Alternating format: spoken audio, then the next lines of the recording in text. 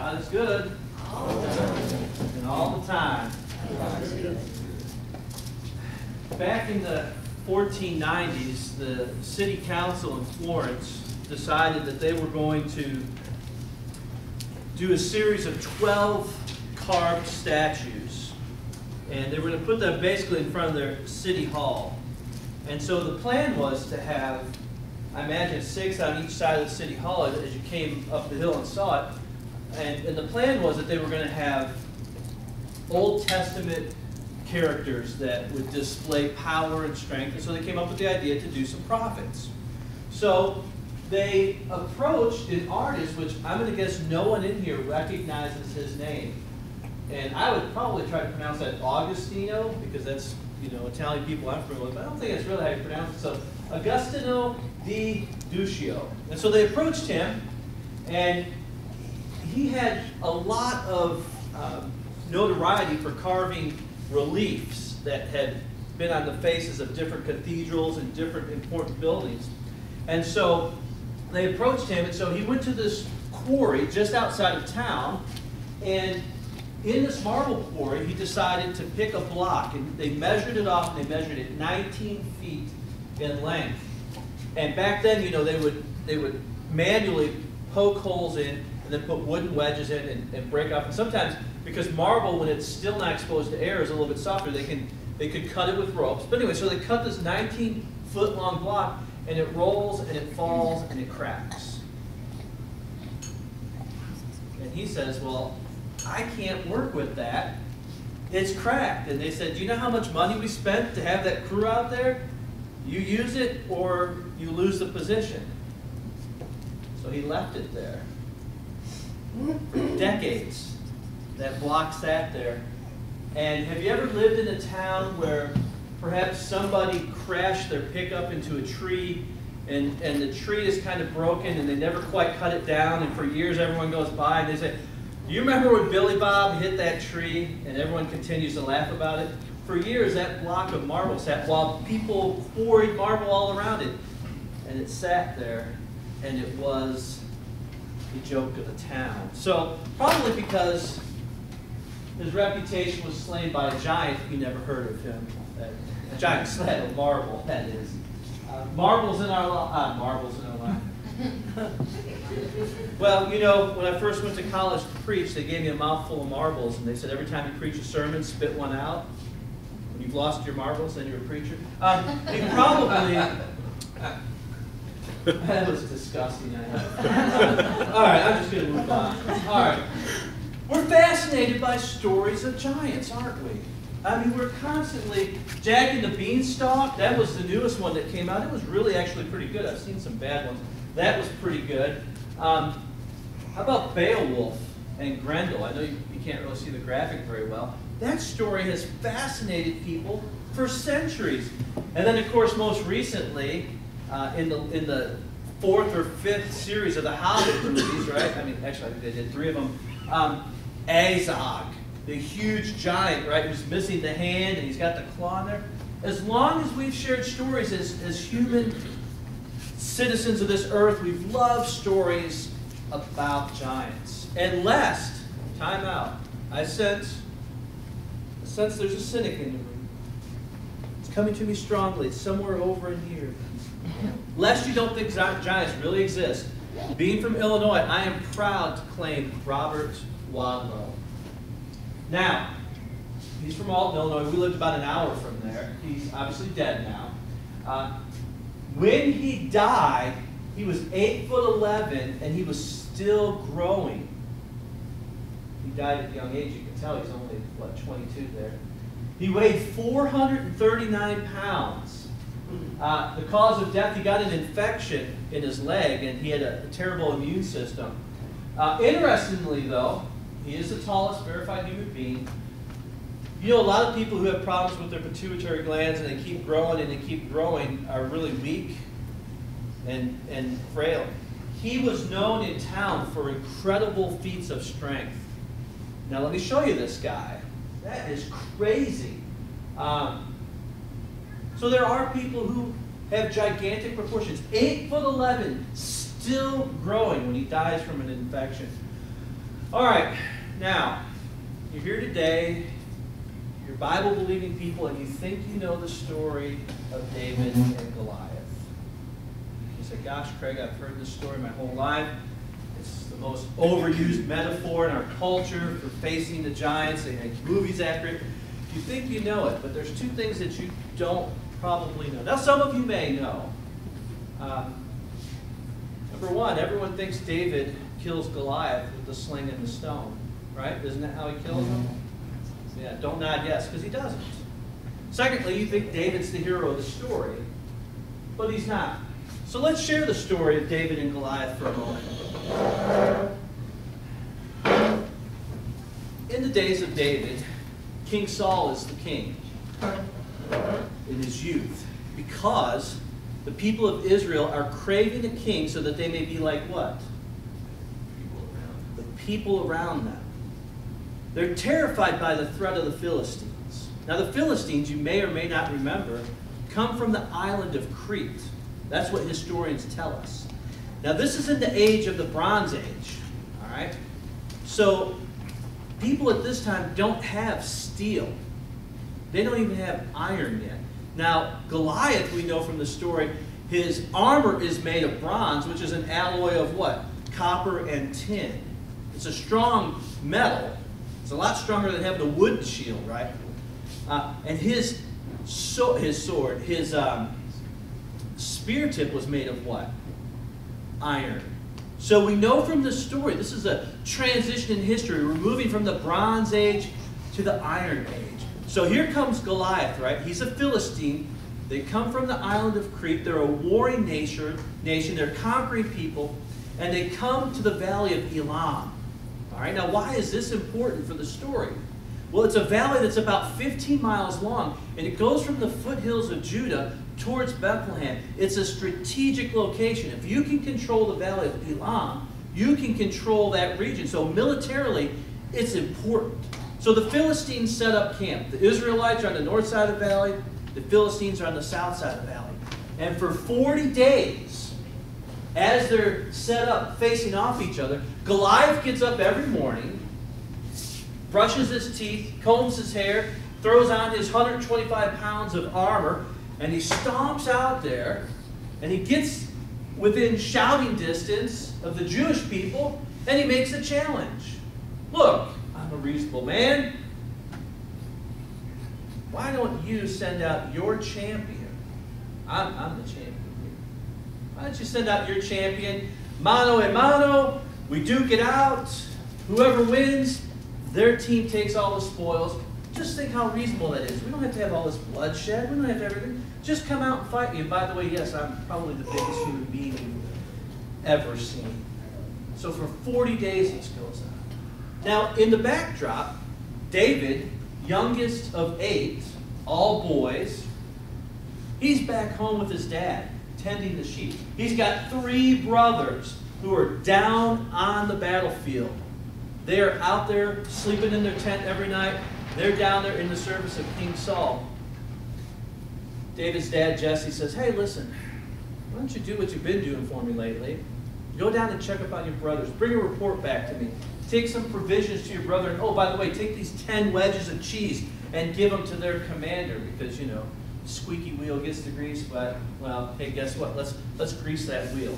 Let's be on good terms with the commander. Why? I want my boys to come home from this war.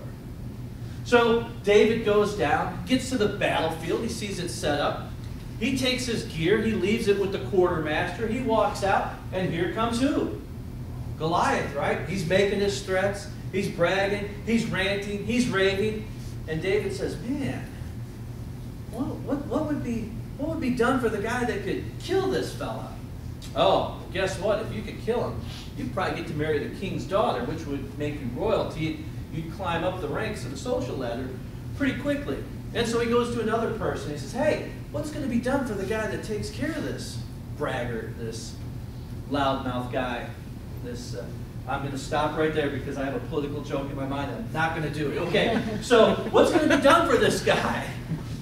And finally, word gets back to his brothers. And they're like, you gawker, you ambulance chaser. You just want to see blood, guts, and gore. You're disgusting. You repulse me, you immature little brat. And by the way, where are those few sheep of yours that are out in the wilderness? Who's taking care of those? Huh. David says, what? It was just a question. I was just asking a question. Well, word gets back to King Saul. Hey, there is someone out there. And they sound like they're the man to take on this giant. So David's called into Saul's presence. Well, what's this report I hear? What do you got to say? Lay it on the table for me. Well, I don't want to brag, King, but all my life I've been watching my dad's sheep. Since the time I was a kid. Of course, David's what? He's just a kid at the time. And you know, if a lion or a bear came through into the field and grabbed one of the sheep, you know what I did, King? I went out there and I grabbed it by the beard, and I bashed its skull in, and I killed it. And I pulled that sheep right out of his mouth. Basically because God's watching over me. And just like God helped me do that, He can help me take care of that king. And Saul, being a reasonable, pragmatic person, says, okay. But look at you, you're dressed like a shepherd. That'll never do. Why don't you put my armor on? Try that out for size. So David does. He complies. He's complacent. Puts it on. He's like, I've never tested this in battle before. This won't work for me. This isn't how I fly, King. Okay, well, be warm and be filled. Go give it a shot, young boy. So he drops that armor, and he goes out there. While he's walking down to the battlefield, the text says he took his staff. We often forget about that part, don't we?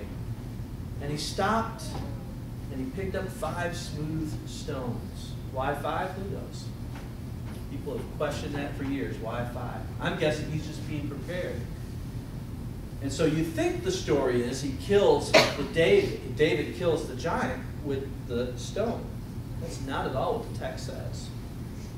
Alyssa, you've read the story because I see you shaking your head. No, that's not how he kills him. So the way the story goes is they see each other. Goliath says, what am I, a dog? Did you come out with sticks? What is this? And of course, in the back of David's mind has to be replaying that scene. As he tries on the armor, Saul whispers in his ear, you know what? There's no way you can beat him. You're just a little kid. And that guy there, he's been a warrior since he was just a kid. You can't do it. Back of his mind also has to be his brothers. You're just here for seeing blood and guts and gore. You're just a shepherd. All these things have to be going in the back of his mind, but one thing is blaringly loud, and that's his faith and his dependence on God. So he puts that stone in the sling, spins it, thump, hits Goliath in the head. That doesn't kill him. The text says he's still alive. David runs up. David doesn't have a sword, and he's no Bear Grylls. So what's he do? He takes Goliath's own sword, chops off his head, kills him, picks up the head, at the end of the day, brings it back to King Saul, drops it, and goes, hey, here's what I think of your armor, King. Well, that's just in my mind. That's not also in the text. So let's look at some noteworthy elements of the story. Because number one, you thought many of you think David killed the giant with the stone. It's not what the text says. Number two, you thought David was the hero. He wasn't. Who was the hero, people? God was. Let's look at some noteworthy elements. Number one, what strikes me, David volunteered when it wasn't his responsibility. We all want to be the type of people that think, oh, we're facing the big giant in our life. It's, a boss, it's a sickness, whatever it is that you want to use that metaphor. I'm weak, I'm small, this big, strong giant's overwhelming. The type of people who really are able to stand up to the giants are folks who can volunteer when it's not their responsibility. Do you know why that's important? If you will do the things in life that you don't have to do when you don't have to do it, that strengthens that emotional muscle, that spiritual skill set to help you face the trials that you have to take on that you don't think you can take on. Also, God was being insulted. And everybody who claimed to be in the nation of Israel were just cowards. if you want to be the type of person who faces the giants and wants to be the type of person who can, like David, point to God and say, well, the God I serve, He's gonna take care of this. We can't be the type of people who sit around when God is insulted. We can't be meek. We can't be quiet. We can't keep it to ourselves. When people are insulting God in godly ways and godly values, and we keep our mouths shut, and we don't say, no, that's not how I see it. That's not how I was brought up. That's not what I believe to be true.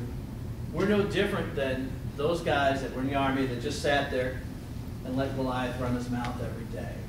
David, what also sticks out to me, relies on his past experience to help him face the current challenge.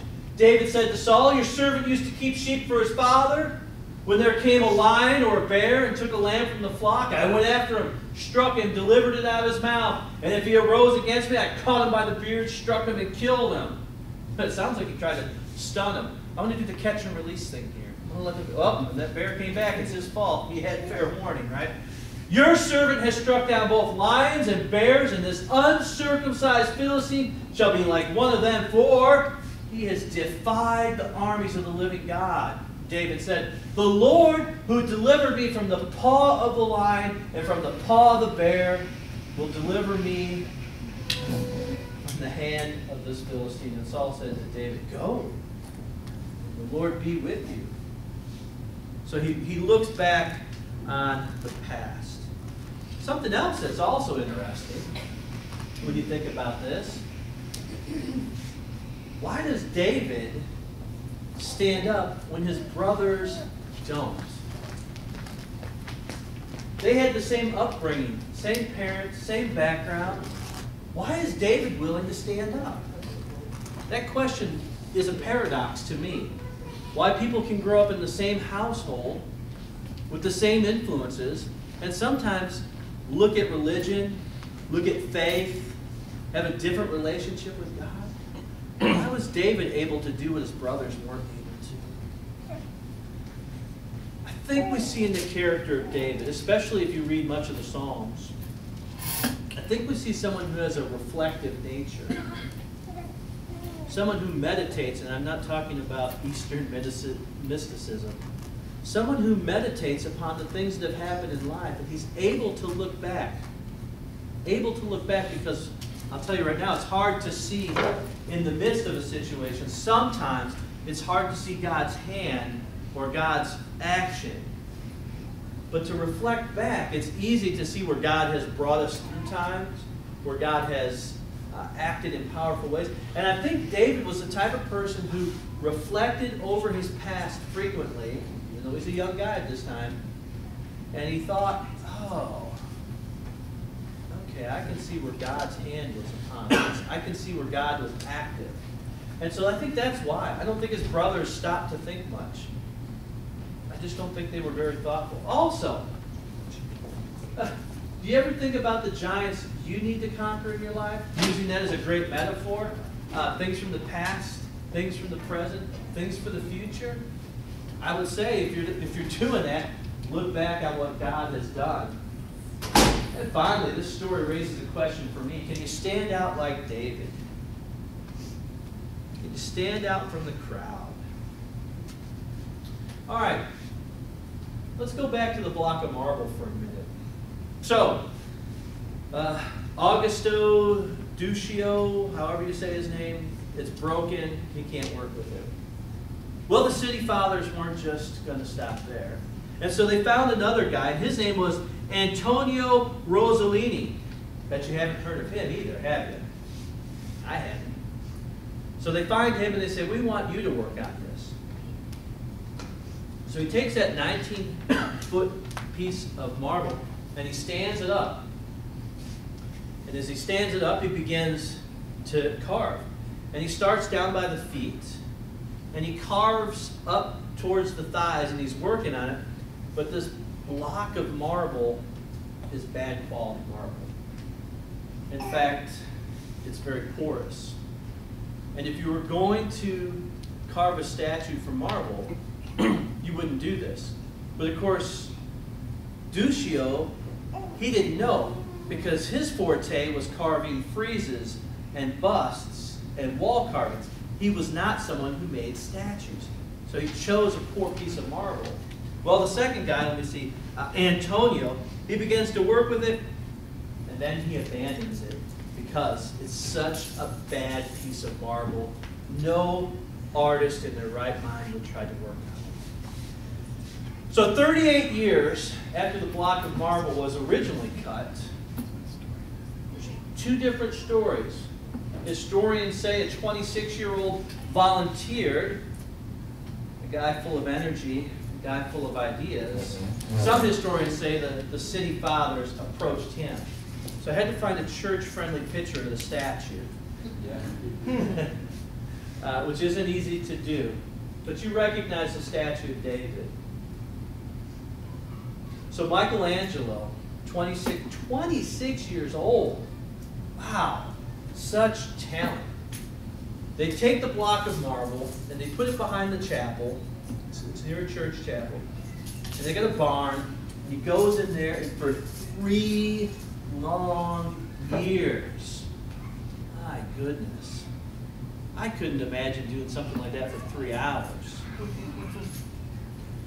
3 long years he carves it. Finally he finishes it. This abandoned, broken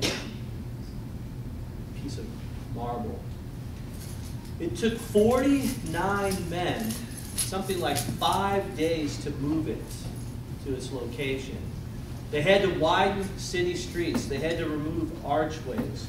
When he gets done with it, it's 17 feet tall. And he didn't graft in any more marble. It was still the original block of marble. So I think about the broken,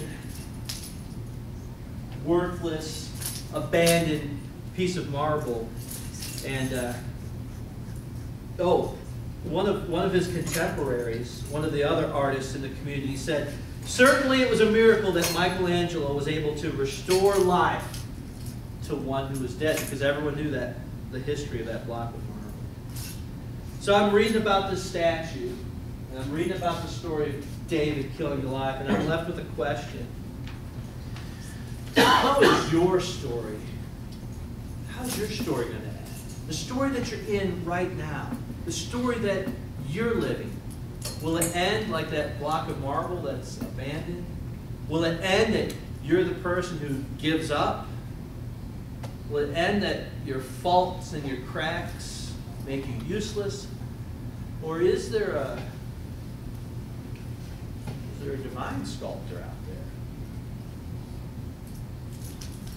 whose delicate, loving hand is chiseling the stone away from your heart, working on you? Will your story end like a block of marble that was left and abandoned? Or will your story reflect, like David says, God's delivered me, he'll deliver me again?